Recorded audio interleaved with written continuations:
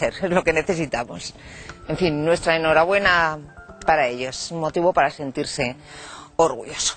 Bueno, pues llega el momento de saludar a nuestra invitada. Se lo adelantaba ya al principio del programa, se lo contaba hace unos minutos. Se trata de la presidenta del Círculo de Empresarios, Mónica de Oriol. Señora de Oriol, muy buenos días, hola, bienvenida. Buenos días, muchas gracias. Bueno, estamos todos temblando, estamos todos mirando fijamente hacia Europa. Europa nos mira fijamente, que eso es peor todavía.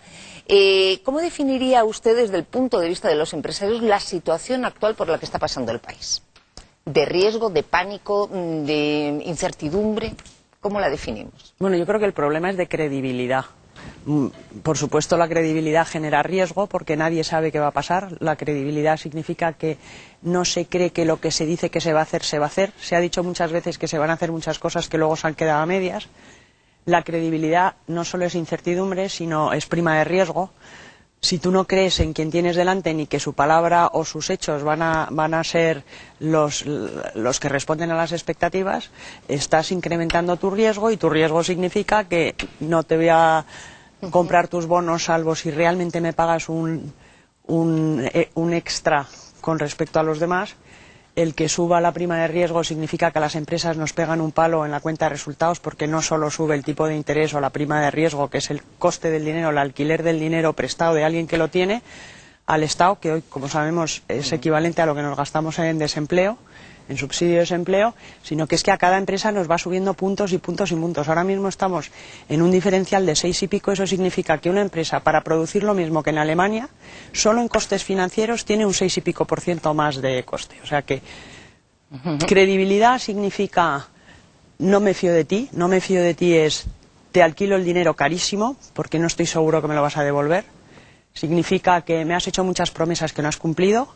Y significa que todo eso, que es un problema muy centrado en cómo se ha administrado en estos últimos, básicamente, 8 años, los dineros públicos, que son nuestro dinero, no es un dinero que llega de no sé qué sitio, estamos pagando el precio carísimo. Bueno, se habla muchísimo del problema que tenemos como país con la deuda. Pero en esa deuda global hay una parte que es pública y una parte que es privada. Y la parte privada, por lo que se nos dice, es posible que sea la parte del león. Los empresarios, también en estos últimos años, aquí las culpas hay que repartirlas entre todas, señora de Oriol. Los empresarios también se han endeudado mucho en los últimos años. Los empresarios y las familias.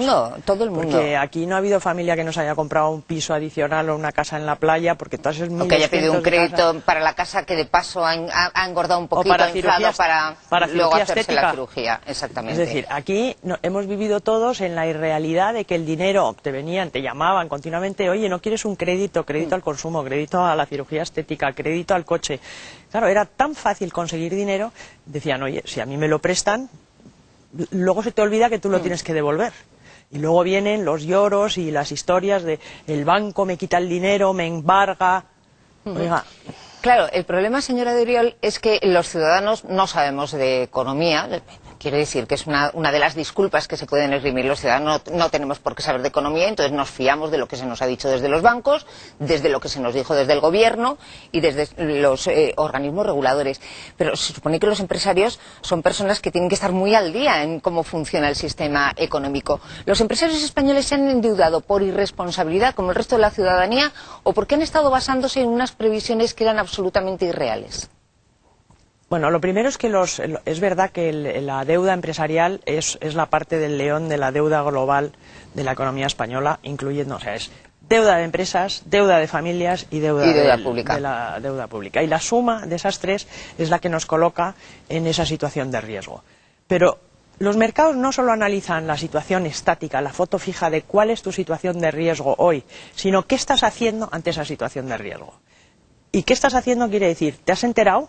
¿Estás corrigiendo? ¿Me estás contando que lo que es consecuencia de un legado anterior, de una época de locura colectiva, se va a convertir en que haces examen de conciencia y corriges?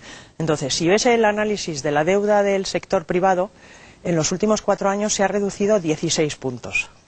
Es decir, el sector privado, tanto las familias como las empresas, han empezado a corregir. Están haciendo los deberes. Están haciendo los deberes. Donde no se ve corrección es en la suma de administraciones públicas. Entonces, por mucho que el Gobierno central y algunas comunidades, la de Madrid, que es la ejemplar, porque es la que menos deuda tiene, la que más ha ajustado, la que más ha anticipado la bajada de ingresos, sumas el resto, y lo que están viendo los mercados internacionales es, no solo no ha ajustado usted, sino que, por ejemplo, la masa salarial total de las administraciones públicas no solo no ha bajado, a pesar de los recortes de salarios, de quitar las pagas extras, sigue subiendo. Entonces, eso es lo que están viendo los mercados, eso dice la prima. Oiga, ¿Usted cree lleva que hay que 4 años rebajar la masa enfermo, salarial? pero la masa salarial no se recorta con los salarios de la gente, es analizar qué funciones tiene que hacer el Estado y qué funciones puede desamortizar y pasar al sector privado, que las hacemos mucho mejor y con mucha más eficiencia. Por ejemplo, tú haces el análisis de hospitales públicos, hospitales privados. Primer punto, en aquellas comunidades autónomas en las que conviven ambos regímenes, por supuesto gratuito. Cuando le preguntas a un paciente que viene de uno de los hospitales con cesiones completamente privadas, que él no sabe si eso no es, le dice ¿cuál es su grado de satisfacción? El mismo que en el hospital de al lado, que es público. O sea, el grado de satisfacción y la atención al paciente es la misma. En uno cuesta 100, en el otro 70. Entonces, estamos hablando de que no es ahorrar dinero quitándole paga a los que trabajan y son eficientes, sino analizar qué partes de la administración pública solo pueden ser provistas por la administración pública y qué partes se pueden pasar a la administración privada, que es muchísimo más barata. ¿A usted las medidas de ajuste, las últimas, sobre todo el último paquete de medidas anunciado por el Gobierno, le gusta? Es decir, No. ¿considera que son las medidas adecuadas? ¿Nos hemos quedado cortos? ¿Nos hemos pasado de frenada, como se suele decir? No cabe duda que la obsesión del Gobierno, y es una obsesión que todos compartimos, es ajustar. Es decir, ajustar es que los ingresos y los gastos coincidan, Sí. porque seguimos teniendo unos ingresos muy por debajo de los gastos que tenemos. Y como año tras año los gastos son mayores que los ingresos, esa es la curva, esa casi pendiente que tenemos de incremento del déficit público. Entonces tienen que ajustar. Hay dos maneras de ajustar: por la vía de incrementar mis ingresos, como en las empresas, o yo vendo más o gasto menos. Y el problema del último ajuste es que, una vez más, el porcentaje mayoritario de esa reducción de la brecha viene por la vía de más impuestos a los ciudadanos y a las empresas. Suben el IVA sin bajar la cotización a la Seguridad Social, que hubiera sido una fórmula de abaratar el coste, el impuesto sobre el trabajo, y hacer más competitiva la economía. La economía española sigue no siendo suficientemente competitiva, por cuanto que, aunque hemos mejorado muchísimo en estos 4 años, seguimos comprando más productos de fuera que vendemos. Eso es la brecha comercial, nuestra balanza comercial. Eso quiere decir que seguimos siendo no competitivos. Si a eso añadimos 6 puntos de coste financiero nuevo, nuestra competitividad se va perdiendo. Si subes los impuestos y no bajas el impuesto sobre el trabajo, no ganamos en competitividad. Las empresas hoy nos encontramos con más impuestos, quiere decir menos liquidez. Menos liquidez significa menos capacidad de crear puestos de trabajo. Y el gran problema aquí es el trabajo. Son muchos y cada vez más los que piensan que vamos a hacer una intervención total del país.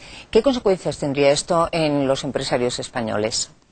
Una intervención significa cerrar definitivamente el grifo a la financiación. Las empresas no viven sin financiación, porque una empresa, incluso si tus gastos e ingresos casan, por hablar con economía doméstica, yo vendo 100 y gasto 95, me quedan 5 para repartir al capital, a los impuestos, provisiones, por lo que pueda pasar en el futuro.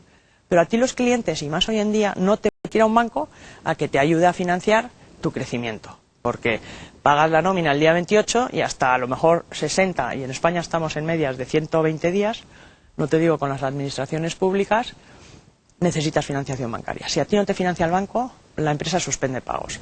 Lo que estamos viendo en las administraciones públicas. Entonces, un rescate significa la pérdida total de credibilidad, y la pérdida total de credibilidad, crédito y credibilidad tienen la misma raíz. Nos quedamos sin crédito. ¿Qué porcentaje del IVA van a asumir del incremento del IVA van a asumir las empresas, si es que hay algún tipo de consenso para esto o no? ¿O cada una va a hacer un poco de su capa ensayo? El mercado es la suma de comportamientos individuales de miles, millones de agentes. Cada empresa, en la medida que pueda, Es difícil porque llevamos estrechando los márgenes de las empresas, subiendo los impuestos a las empresas, manteniendo el coste del trabajo, reduciendo su capacidad de cobro, la famosa morosidad que hablaba antes. Tienen muy poco margen para seguir. Por eso el círculo, en todos nuestros papeles hemos defendido que haya una subida del IVA, pero a cambio de una bajada en las cotizaciones. Que se ha bajado, pero muy poquito. No, pero hasta enero no se baja. Bueno, y es claro. un punto que viene acompañado de un incremento en las cotizaciones, porque la reforma laboral que tiene muchísimas cosas buenas, como la descentralización de la negociación colectiva. Por fin las empresas y sus trabajadores son los que van a decir qué futuro quieren. No tienes que esperar a que venga de arriba, de unos señores que negocian ahí, que no sabes muy bien qué negocian ni conocen tus problemas. Sin embargo, al final, por la exención de conceptos, tienes una subida en cotización. En nuestra empresa, por ejemplo, que tenemos 6.000 trabajadores, teníamos un plus que se llama el plus de vestuario. Es una empresa de seguridad, se llama Seguriver, son seguridad, como hay en todos sitios, conserjerías, bueno, todos van con uniforme, tienen una ayuda para el mantenimiento del uniforme, tienen trajes de chaqueta, no son sueldos, son sueldos modestos. Pues desde la publicación tenemos que cotizar por una cosa que es un gasto necesario para el desempeño de una función. Eso solo significa un punto del margen de la empresa. Si te estás moviendo en 2 puntos, ya te han quitado uno, como tengas una provisión, ya te acaban de... Con lo cual eso de que nos están bajando los impuestos porque nos han subido en la reforma laboral los impuestos sobre el trabajo, que es la cotización. Y hay que esperar a enero a que baje un punto. Pero el IVA empieza en septiembre. Esas cosas que parecen tonterías son las que destruyen empleo, destruyen empresas y destruyen empleo. José Manuel. Buenos días, señora Abril. Una pregunta. Usted hablaba ahora de credibilidad. Hay dos formas de entenderla. La externa, que es la que tenemos todos los días en la prima de riesgo, y luego la interna, que es la de nuestro propio país. Cómo los ciudadanos, en todos los sectores económicos y no económicos, interpretan lo que se está haciendo y el reparto de la carga que hay que hacer en el conjunto de los distintos actores. ¿Ustedes creen que realmente, desde el punto de vista empresarial, y particularmente las grandes empresas españolas, están soportando una carga desproporcionada? Y yo no sé si en positivo o negativo, aparte de mi propia opinión, pero me gustaría conocer la suya en relación al resto de la ciudadanía. Es decir, las empresas, sobre todo las grandes empresas españolas, aquellas que son llamadas por los presidentes del gobierno a capítulo y a ver qué pueden hacer por su país, ¿usted cree que están asumiendo el papel que se les supone que tienen que jugar en salir de esta situación? Dando consejos por una parte y colaborando en la parte que se pueda colaborar. ¿Qué está haciendo la empresa española para salir de esta situación? Bueno, me insiste en que sean las grandes empresas y no las miles de otras empresas que están. Y yo creo que el círculo de empresarios intenta representar a todo el espectro. Las grandes empresas españolas lo único que han visto es que les han subido los impuestos. Y que les han subido los impuestos significa que tienen menos dinero para invertir, para investigar, para crear empleo. Eso es lo que están viendo. Pero las grandes, las medianas y las pequeñas, porque eso nos afecta. La ventaja que tienen las grandes es que son internacionales. Al ser internacionales quiere decir que tienen diversificada su fuente de ingresos.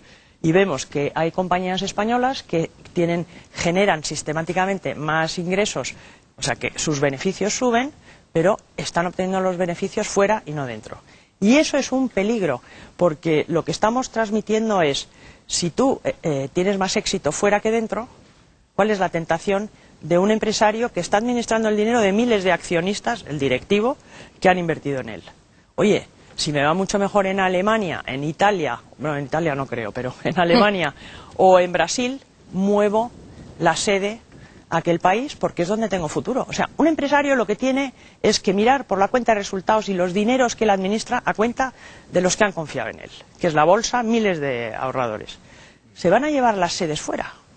¿Qué tenemos que hacer en España? ¿Y qué es lo que estamos intentando? Convencer al gobierno de que haga atractivo el sistema en España, porque le das seguridad jurídica, porque tienes un sistema fiscal que en vez de ser cada vez más oneroso, sea cada vez más facilitador de creación de empleo, que está todo inventado. No hay más que mirar qué países han tenido éxito en nuestro entorno. Y hacer atractivo no solo que las sedes de las nuestras sigan en España, sino que vengan sedes de otras miles de compañías para quienes el mercado europeo, que seguimos siendo 400 millones de mercado, es un potencial de crecimiento enorme. Asiáticos y sudamericanos, porque ahora mismo hay multinacionales en todos los continentes, ya no son solo de los países occidentales. Cuando vienen los chinos a Europa, ¿por qué no vienen a Madrid, o a Barcelona, o a Zaragoza? Entonces lo que tenemos que hacer es convencer al gobierno que haga atractivo el destino España como sede de inversiones. Yo le quería preguntar, el ministro Guindos la semana pasada emplazó a los grandes empresarios a rebajarse el sueldo como una medida de ejemplaridad. Quería saber usted si piensa que eso se debería hacer o si está de acuerdo. Y luego también se ha puesto de manifiesto en este ajuste que decimos del gasto si era necesario que las patronales dejaran de recibir subvenciones por parte del Estado. También quería saber su opinión sobre esto. Con respecto a los sueldos de los directivos, vuelvo al tema que hablaba antes de los accionistas. Yo creo que en todo, en la administración pública, en la administración privada, lo que tiene que haber es transparencia total. Es decir, todos esos miles de accionistas que son el mercado de compradores de acciones de las empresas grandes, que es de las que hablaba el ministro, porque hablaba sobre todo del IBEX, tienen que saber cuánto ganan sus administradores. O sea, cuando han contratado a alguien, a su presidente, que no es el fundador, sino que es un ejecutivo contratado, tienen que saber cuánto gana. Y si gana muchísimo o poquísimo, será en función de qué valor añadido aporta esa compañía. El otro día hacía unas declaraciones sobre España, ¿no? Hemos ganado. Imagínate que a los jugadores de fútbol que han metido goles no les pagan un bonus. Oye, es que habéis traído la victoria a España y os la habéis traído vosotros, con vuestro esfuerzo, con vuestros goles, con los paradones esos que hizo nuestro portero. Pues en una empresa que va produciendo cada día más valor, ¿por qué le vas a limitar los sueldos? Lo que es un escándalo es que haya empresas en las que los directivos cada día ganan más y se repartan bonus y resulta que te han estado engañando con sus resultados. Eso es lo que es escandaloso. Que ha sido básicamente las cajas de ahorro, que no tienen dueño. Si hubieran tenido dueño de verdad, no políticos o influencias o pasillos o esas cosas que ocurrían, no habría habido los escándalos y las vergüenzas que pasamos todos ahora. ¿Usted es partidaria entonces de que la Fiscalía actúe y que estas personas... En definitiva, vamos, si la Fiscalía actúa y los jueces actúan, pues evidentemente es para que haya una sanción, sea la que sea, hacia estos directivos? Primero, si usted está de acuerdo efectivamente en esto. Y segundo, yo creía que eran los funcionarios muy críticos con el gobierno, pero que los empresarios estaban aplaudiendo a este gobierno de Rajoy, pero ya veo que ustedes tampoco están muy de acuerdo con el gobierno. Vamos, les acude directamente sin mencionarlo, porque he visto que no le menciona para nada. Pero yo creo que se está refiriendo usted al gobierno de Rajoy en todo esto, ¿no? ¿Las medidas que ha tomado son equivocadas o no? Con respecto a lo primero, sí, el gran problema, y tenemos el caso gallego, es que lo que cobraron fue legal. Era inmoral, pero legal. Porque tenían unos contratos firmados que ponían, si usted antes de cumplir el vencimiento de su contrato es despedido, tiene derecho a esta indemnización. Eso es legal. Se han ido con el dinero y vete a los tribunales ahora, al fiscal, a decir, este señor se llevó un dinero, es inmoral totalmente, pero era legal. Si es que ese era el gran... ¿Y por qué era legal e inmoral? Porque nadie lo sabía. Es que vivimos en un país en el que la opacidad es total. Hay miles de cuevas en las que no sabes qué hay ahí dentro. Pero los de la CAM, por ejemplo, sí que hay, ¿no? Pues vamos a verlo. ¿Usted es partidaria de que No, yo soy partidaria de la que justicia ahí? Absolutamente. O sea, es que no podemos dejar ningún resquicio, porque ahí es donde viene la credibilidad. Volvemos al tema.